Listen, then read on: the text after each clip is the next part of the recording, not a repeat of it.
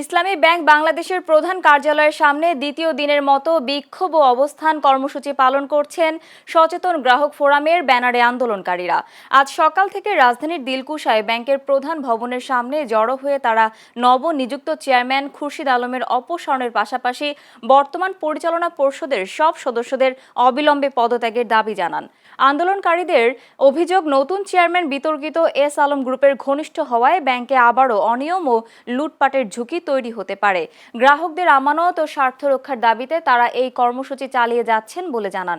শুধু রাজধানীতেই নয়, দেশের বিভিন্ন অঞ্চলে ইসলামী ব্যাংকের শাখাগুলোর সামনেও সচেতন গ্রাহক ফোরামের ব্যানারে এই আন্দোলন কর্মসূচি পালিত হয়েছে। এদিকে কর্মসূচিকে ঘিরে মতিঝিল এলাকায় অতিরিক্ত নিরাপত্তা ব্যবস্থা নেওয়া হয়েছে এবং আইন শৃঙ্খলা রক্ষাকারী বাহিনীর সদস্যদের সতর্ক অবস্থানে থাকতে দেখা গেছে।